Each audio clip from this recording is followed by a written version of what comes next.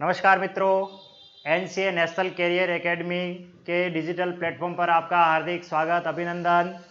मैं राकेश चौबीसा आपका हृदय की अंतरतम गहराइयों के साथ हार्दिक स्वागत, अभिनंदन करता हूं। प्रिय मित्रों, जैसा कि हमने स्वर संधि के पांचों भेदों को पढ़ लिया था, दीर्घ संधि, गुण संधि, वृद्धि संधि, यण संधि और अयादि संधि। आशा है आपने वीडियो को अच्छी तरीके से समझा भी होगा।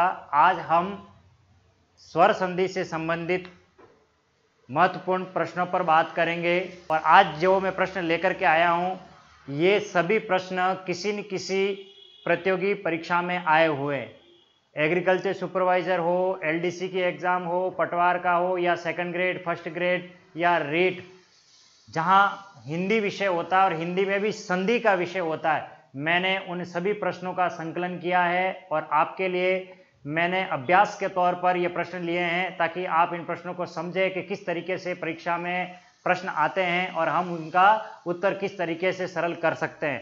तो आज हम प्रश्नों पर बात करते हैं और पहला ही प्रश्न आपके एग्रीकल्चर सुपरवाइजर में 2015 में आया हुआ प्रश्न है। मित्रों, यह कृषि पर्यवेक्षक भर्ती हुई थी आपकी 2015 का। अब की बार जो क्वेश्चन आपके सामने आएंगे वहां मैं ये भी लिख दूंगा कि ये किस एग्जाम में आए हुए।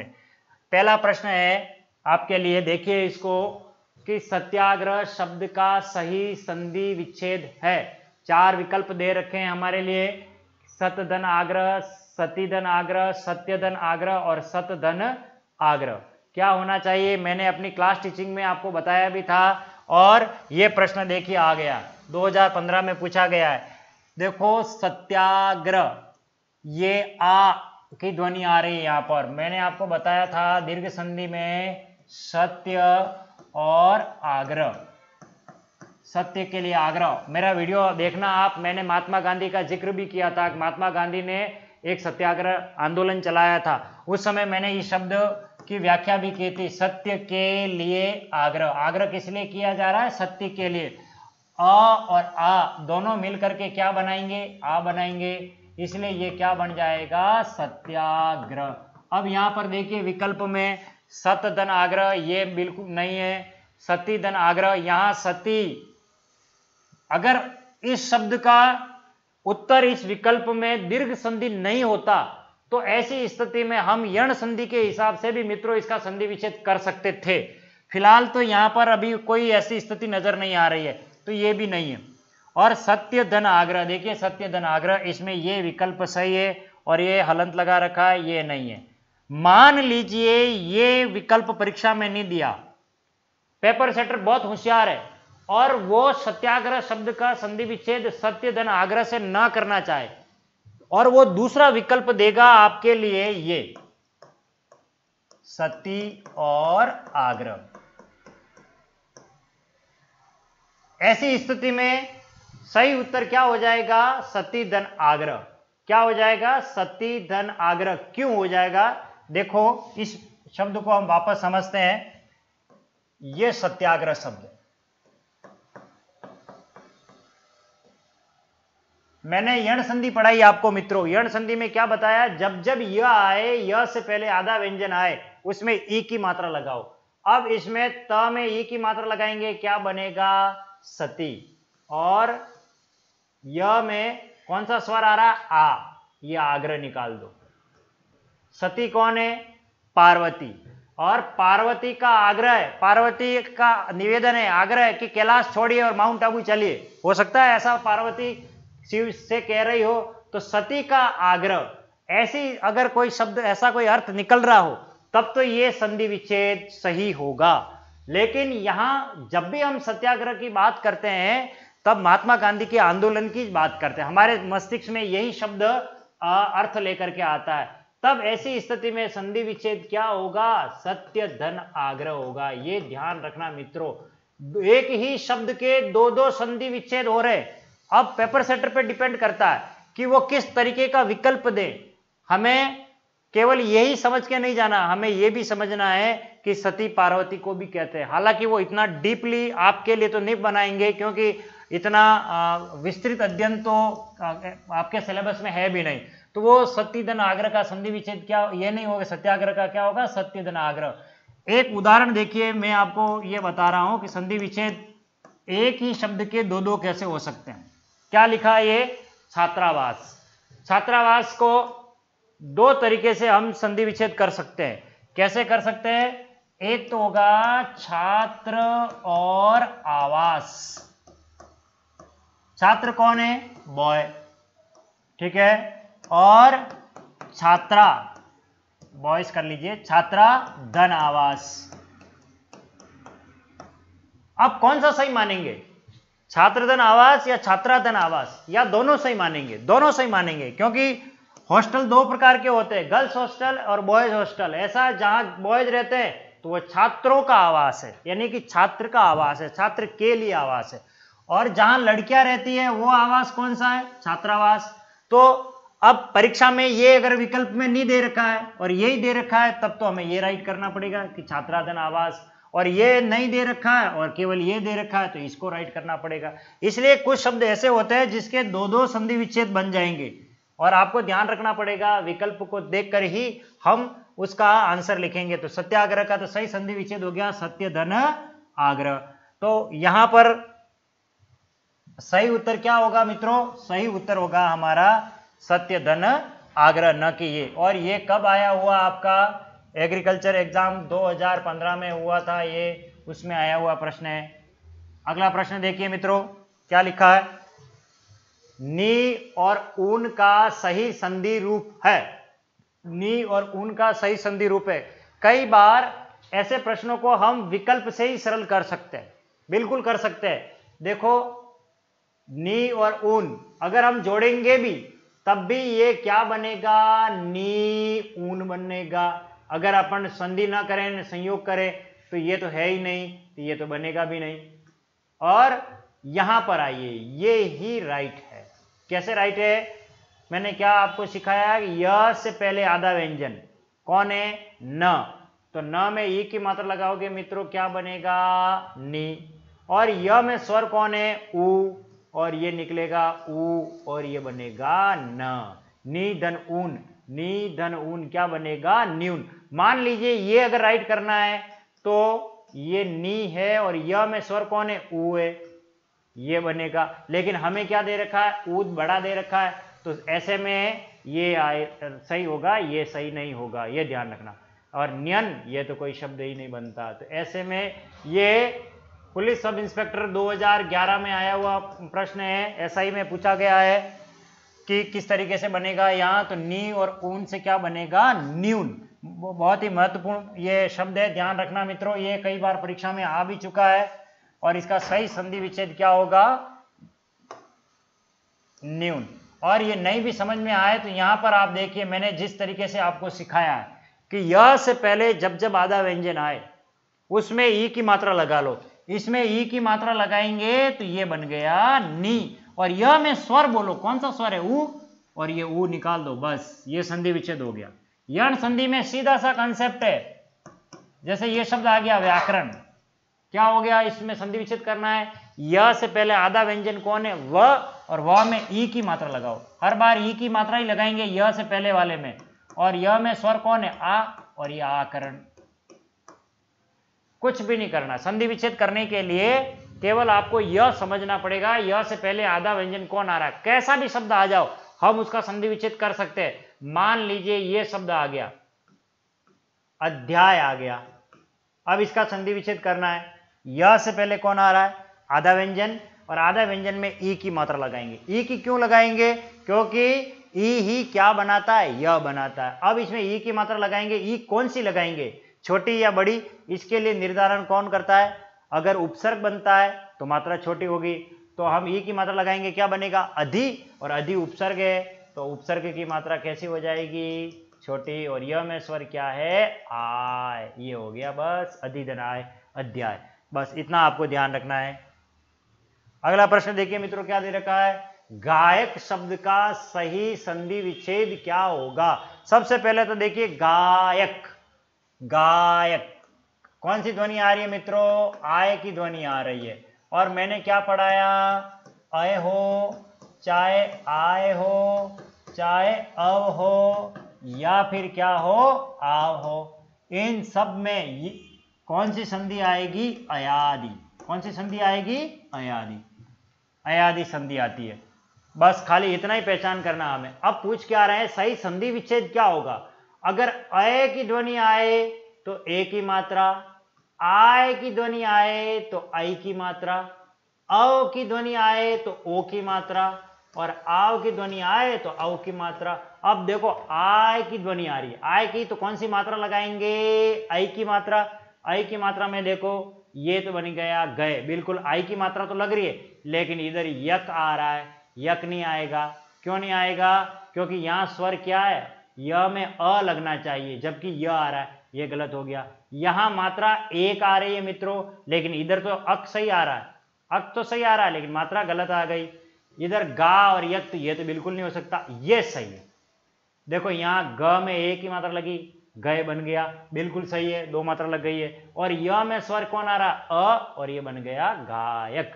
इसी तरीके से अगर ये आ गया परीक्षा में, जैसे नायक, तो आय की ध्वनि आ रही, आय की ध्वनि में ए की मात्रा लगाएंगे, न में ए की मात्रा क्या बनेगा, ने, और य में स्वर कौन है, अ, और ये बन गया अक। बस इतना याद रखना, अय, आय, अव और आव में क्या होगा, आपके अयादि संधि होगी। अगला प्रश्न, निम्नलिखित में से किस शब्द का संधि विच्छेद गलत है।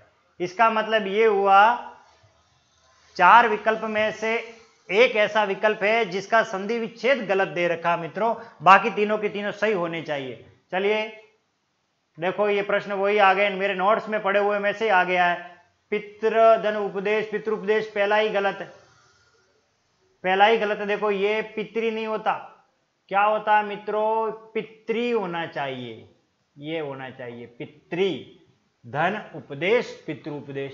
प्रधन उड, ये मैंने अपवाद में पढ़ाया था, ये भी सही है, ये विसर्ग संधि का है, अभी हमने पढ़ा नहीं है, लेकिन हम इस पर बात करेंगे। नवधन उड़ा, अ और उ मिलके ओ बनाएगा, ये गुण संधि का है, तो ये भी सही है, ये भी सही है। तो बचा कौन, यही बचा, और यहां गलती आ गई है, पितृपदेश भी शब्द नहीं होता, पितृपदेश शब्द तो सही लिखा है, लेकिन यहां पर संधि विच्छेद में पितृ कर दिया, जबकि होना चाहिए था इस तरीके से, पितृ और उपदेश, ये होना चाहिए था।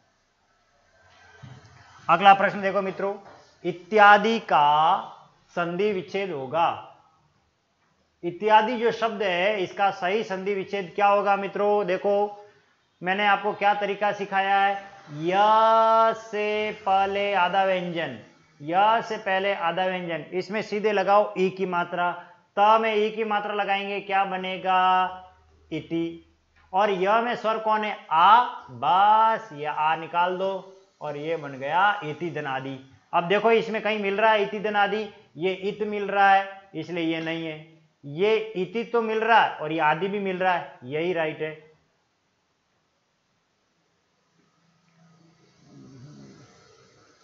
देखिए इति और आदि, इत्य धनादि ये भी नहीं है, और कोई नहीं वाला मतलब ही नहीं है।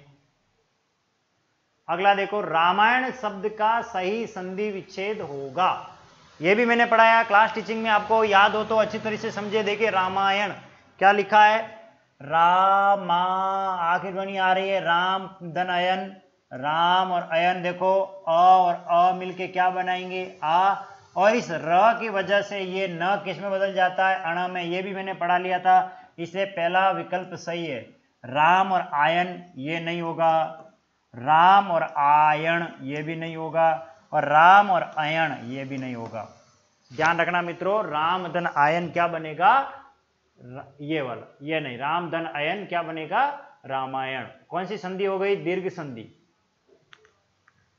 अगला प्रश्न देखिए, अपेक्षा कौन सी संधि है, अपेक्षा में कौन सी संधि है, संधि का केवल नाम पूछा है।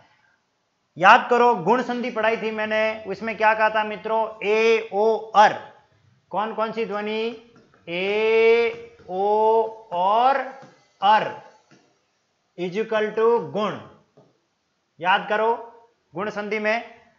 अब यहां पर ए ओ अर की ध्वनि कहां आ रही है, देखो ए की ध्वनि आ रही है, अपे, ए की ध्वनि आ रही है, और ए की ध्वनि आती है तो संधि कौन सी होती है, गुण।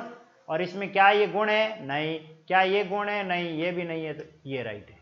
बस सीधा है। जैसे ये आ गया शब्द उपेक्षा, कौन सी ध्वनि आ रही है? ए की ध्वनि, तो उत्तर क्या हो जाएगा? गुण संधि। मान लीजिए ये आ गया परोपकार, कौन सी ध्वनि आ रही है? ओ की ध्वनि। देखो यहाँ ओ की ध्वनि है, तब भी संधि कौन सी होगी? गुण संधि। मान लीजिए आ गया सप्तर्षि, कौन सी ध्वनि आ रही है? अर। ये देखो सप्तर्षि, तब भी संधि कौन सी होगी? गुण संधि। क्यों? क्योंकि ए ओ अर में संधि कौन सी होती है? गुण संधि होती है। अगला प्रश्न, यण संधि में, यण संधि में य बनेगा। यण संधि में य कब बनता है? बस सीधा सा नियम है, पहला नियम पढ़ाया था, याद करो। ई और ई के बाद अन्य स्वर आ जाए मित्रों, अन्य स्वर। अब यह पूछ रहा है, यह पूछ रहा है, और यह के लिए हमें अन्य स्वर क्या चाहिए? अ चाहिए, बस अ ही तो यह बनेगा। तो अब यहां देखो कैसे है, ई और ई के बाद अ से, ऊ और ऊ के बाद अ से, ए आई के बाद ये कुछ भी नहीं है, आ से तो है ही नहीं। आ से तो आपके क्या बनेगा? या बनेगा, और ऊ में अ जोड़ेंगे तो क्या बनेगा? व बनेगा। इसका मतलब सही उत्तर ये है, ई और ई के बाद अगर अ है तो ई तो बदल जाएगा यह हलंत वाले में, और अ इसकी मात्रा में लग जाएगा, तो यह आपका पूरा बन जाएगा। ये पहला ही नियम पढ़ाया था मैंने यण संधि में मित्रों, तो याद रखना आपको। देखो संधि के नियम भी पूछ लिए जाते हैं कभी कभी परीक्षा में। अगला देखिए, अन्वेषण शब्द में कौन सी संधि है? कौन सी संधि का नाम पूछ लिया है। पहले तो संधि विच्छेद करना सीखें, कैसे है? जब जब व से पहले आधा व्यंजन, याद करो, व से पहले आधा व्यंजन में मात्रा लगाएंगे ऊ की, तो न में ऊ की मात्रा लगाएंगे, क्या बनेगा? अनु।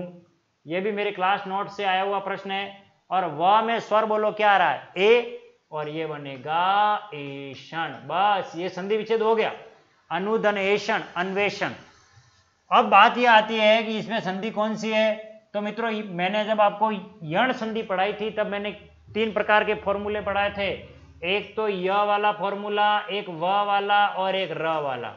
अगर य से पहले कोई आधा वर्ण है, व से पहले कोई आधा वर्ण है, तो संधि कौन सी होगी? यण होगी।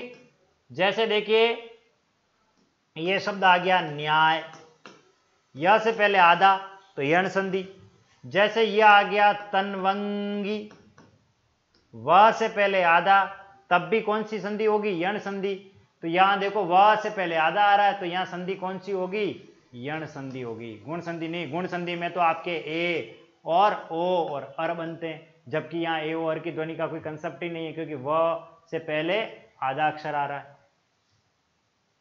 अगला, अंबु उर्मी शब्द का सही संधि विच्छेद होगा। क्या है अंबु और उर्मी? देखो अंबु उर्मी, मित्रों मैंने उर्मी शब्द में मात्रा कैसी बताई थी आपको? उर्मी, इस तरीके से। तो यहाँ ऊ छोटा लिखा हुआ, इसलिए ये तो हो ही नहीं सकता। अंबु और उर्मी में अंबु ये गलत है, उर्मी तो सही लिखा हुआ है। अंबु में ये गलत है और ये भी मात्रा गलत है। अंबु ये सही है और उर्मी में ये सही है।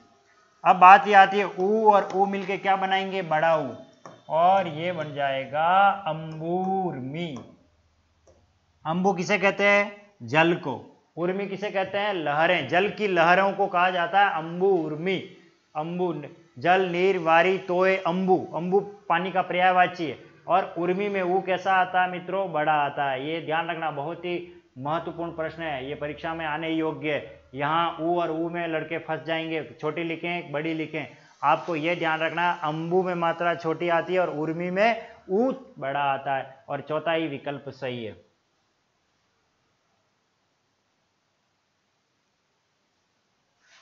अगला प्रश्न, किस क्रम में यण संधि है? यण संधि में य और व से पहले आधा अक्षर आना चाहिए। देखो यहाँ हितेच्छा नहीं है, ये अ की ध्वनि आ रही है, ये ए की ध्वनि आ रही है, और ये देखो व से पहले आधा अक्षर आ रहा है, व से पहले आधा अक्षर आ रहा है, तो यही सही संधि है। अब हितेच्छा का संधि विच्छेद करोगे तो ये बनेगा हित और इच्छा, और यह संधि कौन सी है? ये गुण संधि है मित्रों। और नयन ये बनेगा ने और अन, क्यों? क्योंकि अय की ध्वनि आ रही है, अय की ध्वनि आएगी तो ए की मात्रा लगाएंगे। ये मित्रों कौन सी संधि का उदाहरण है? अयादि संधि का उदाहरण है।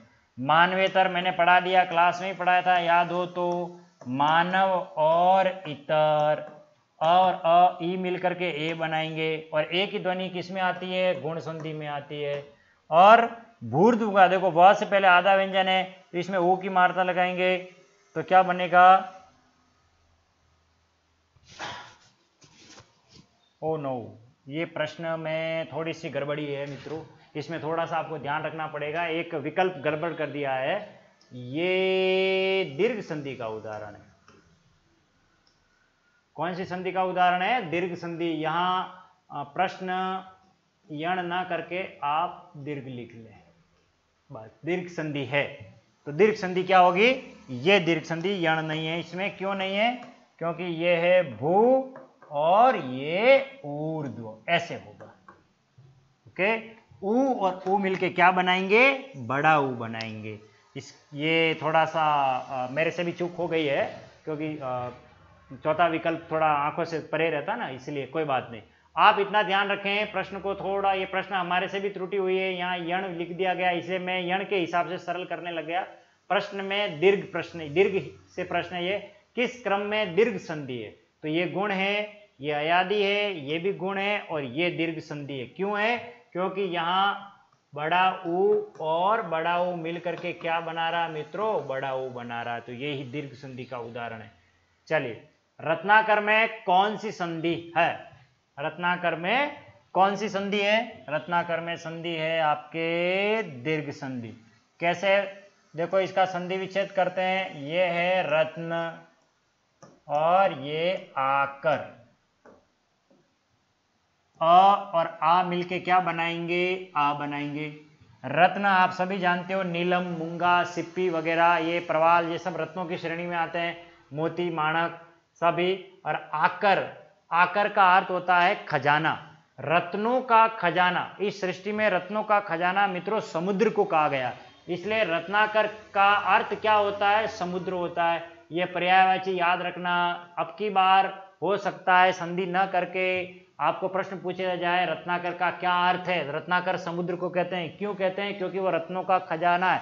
जब समुद्र का मंथन हुआ था, देव और दानवों ने समुद्र मंथन किया था, अच्छी तरह से याद हो तो पौराणिक आख्यान में, और तो बहुत सारे अंदर से समुद्र मंथन से अमृत वगैरह निकले थे, तो समुद्र में बहुत सारे हमारे रत्न हैं, इसलिए उसे रत्नों का खजाना कहा जाता है।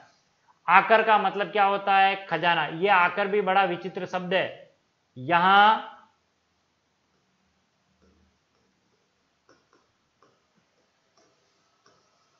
देखो, आकर यानी खजाना, और मैं आपके घर आकर चाय पीऊंगा, वहां आकर का अर्थ क्या है? वहां आकर का मतलब है आना, क्रिया से संबंधित है, तो दोनों में अंतर हो जाएगा।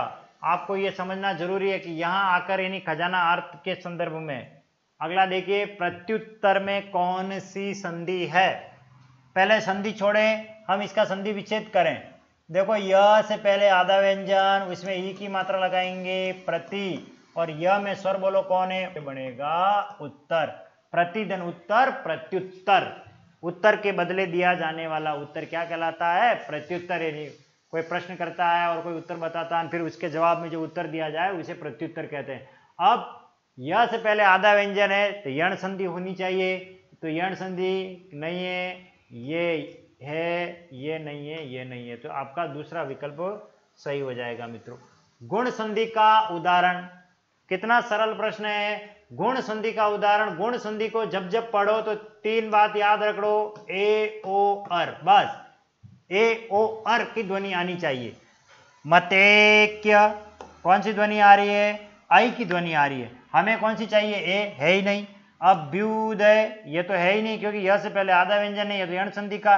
ये आव की ध्वनि आ रही है, और यहां देखो कौन सी आ रही है? महर्षि, अर की ध्वनि आ रही है। बस इतना ही देखना है। गुण संधि तो डायरेक्ट केवल इन नियमों से ही आप समझ जाओगे, ए ओ अर से ही। तो अर की ध्वनि किसमें आ रही है? इसमें आ रही है। और अर, महाधन ऋषि, हम इसका संधि विच्छेद करते हैं तो मैंने आपको क्या सिखाया था? जब जब मह शब्द आए तो महा से संधि विच्छेद करते हैं हम, ये बनेगा महा, और इधर क्या निकलेगा? ऋषि। मान लीजिए यह आ गया शब्द महेश्वर, देखो मह आ गया, मह आ गया, तो मह का संधि विच्छेद करने के लिए क्या करेंगे, महा करेंगे, और इधर ईश्वर, महान है जो ईश्वर। इसी तरीके पावक है, तो पावक में तो आव की ध्वनि आ रही है, तो पो धन अक इसका संधि विच्छेद है। अभ्युदय यह से पहले आधा व्यंजन है, तो इसमें ई की मात्रा लगा देंगे, और इधर उधर ये उदय हो गया, ये भी मैंने क्लास में पढ़ाया।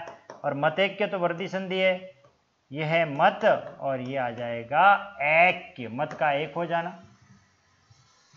अगला प्रश्न, निम्न में से उपर्युक्त का शब्द के सही संधि विच्छेद का चयन कीजिए। उपर्युक्त शब्द के सही संधि विच्छेद करना है। उपर्युक्त का देखो, य से पहले आधा व्यंजन कौन है, र है, तो उसमें ई की मात्रा लगाएंगे, और ये बनेगा ऊपरी।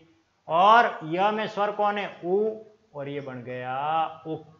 बस काम खत्म। अब ऑप्शन में देखो, ये ऊपर है, ये भी नहीं, ये ऊपरी और ये उक्त है, यही सही है, ये ऊपरी है, ये युक्त है, ये नहीं, और उप धन उक्त, ये भी नहीं।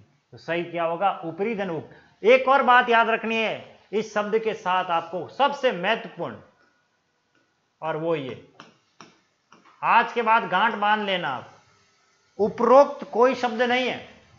हम बचपन से हम प्रार्थना पत्र लिखते आए हैं, सेवा में श्रीमान आप सभी जानते होंगे, और उपरोक्त विषय में निवेदन है, ये डायलॉगबाजी लिखते आए, ये गलत है। उपरोक्त नहीं होता, शब्द शुद्धि में ये आएगा, ये अशुद्ध है, शुद्ध ये होता है उपर्युक्त। उपर्युक्त का मतलब होता है ऊपरी, ऊपरी यानी ऊपर, और उक्त यानी कथन। ऊपर जो कहा गया उसके विषय में निवेदन क्या है, सेवा में श्रीमान, और यहां हम लिखते हैं विषय, और विषय क्या लिखते हैं, अवकाश चाहने हेतु, फिर लिखते हैं हम महोदय, और फिर लिखते हैं उपर्युक्त। यहां से स्टार्ट करते हैं हम उपर्युक्त, उपयुक्त विषय में निवेदन है। अब ये उपयुक्त का मतलब क्या है, ऊपर जो कहा गया है उस विषय में, ऊपर क्या विषय कहा गया है, अवकाश के लिए, तो ऊपरी यानी ऊपर, उक्त, उक्त यानी कहना, ऊपर जो कहा गया, उपरोक्त नहीं होता, कोई शब्द ही नहीं होता, ये ध्यान रखना। अगला है पवन में, पवन शब्द का संधि विच्छेद होगा, कौन सी ध्वनि आ रही है मित्रों, अव की ध्वनि आ रही है, और अव, अय, आव, अयादि संधि है, और अव में जब भी आए तो ओ की मात्रा लगा लो, और प में ओ की मात्रा लगाएंगे, क्या बनेगा, पो, और व में स्वर कौन आ रहा है, अ, ये अ, बस यही संधि सही है, पो धन अन, पव नहीं, व नहीं, पवन, ये बिल्कुल कोई नहीं होंगे। अगला इत्यादि का संधि विच्छेद, शायद अभी पढ़ा लिया, ये प्रश्न दोबारा आ गया है। इत्यादि में इति धन आदि, ये इति और आदि, यही सही है। अगला महेंद्र, मैंने क्या सिखाया, जब जब मह आए संधि विच्छेद क्या करना है, महा से, और ये इंद्र, महेंद्र, महान है जो इंद्र। अब पूछ क्या रहा है, संधि होगी, कौन सी संधि है, ए और ए की ध्वनि आ रही है, ए किसमें आता है, गुण संधि में, ये रहा गुण संधि। कितना आसान प्रश्न है।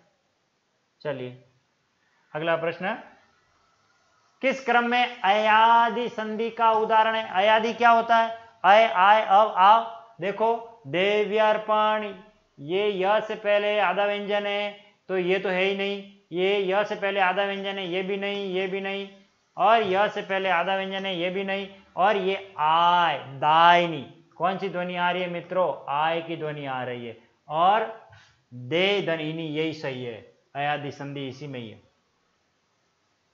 सप्तर्षि, कौन सी ध्वनि आ रही है, अर की ध्वनि आ रही है, तो संधि गुण है, और सीधा है सप्त धन ऋषि, सात ऋषि, सप्त ऋषि और सप्त ऋषि, ये दोनों विकल्प सही है।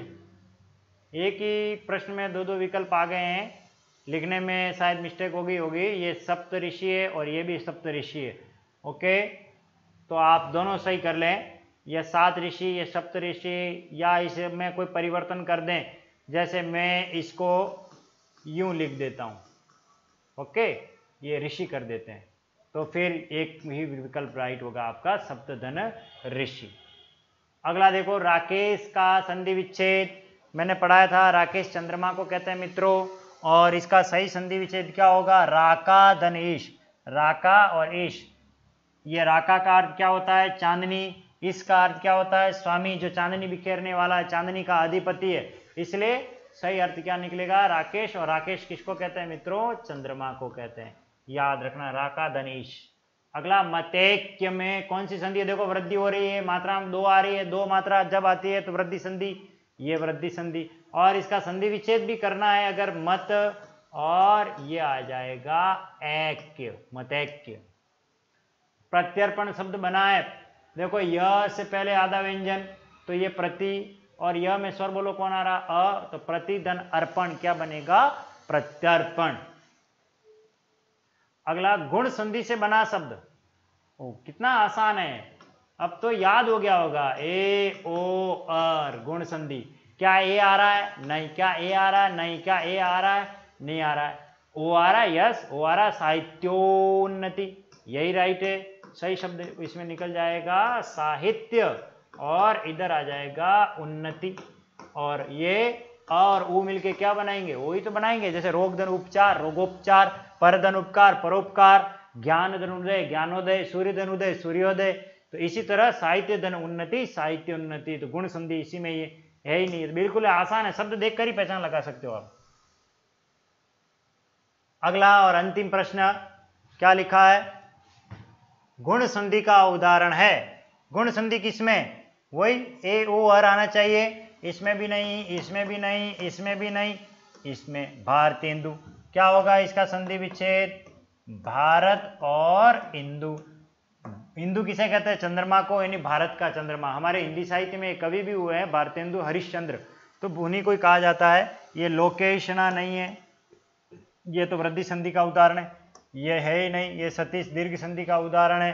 तो इस प्रकार से आज मित्रों हमने स्वर संधि को लेकर के महत्वपूर्ण प्रश्नों पर बात की। हम अगले विषय पर बात करेंगे, हम व्यंजन संधि पर, हमारे अगली क्लास में। एक बार आप पुनः अब मेरे जो वीडियो है उनको देखें, और दीर्घ संधि, गुण संधि, वृद्धि संधि, यण संधि और अयादि संधि के जो मैंने उदाहरण पढ़ाए उनको आप पढ़िए, अच्छी तरीके से देखिए। लगभग सारे उदाहरण प्रश्न में आए हुए हैं, किसी न किसी एग्जाम में आए हुए हैं, मैंने उनका विश्लेषण भी कर लिया है। फिर भी कहीं कोई चीज़ रह भी जाए तो आप अपने लेवल पर भी उनको देखने की कोशिश करिए। बाकी आपको नंबर है आपके पास, कॉन्टैक्ट नंबर, उनसे कॉन्टैक्ट करके आपकी कोई क्यूरीज है, कोई समस्या है तो आप बिल्कुल हमें प्रेषित कर सकते हैं। ओके, हम अपनी अगली क्लास में व्यंजन संधि लेकर के आएंगे। तब तक के लिए स्वस्थ रहिए, व्यस्त रहिए।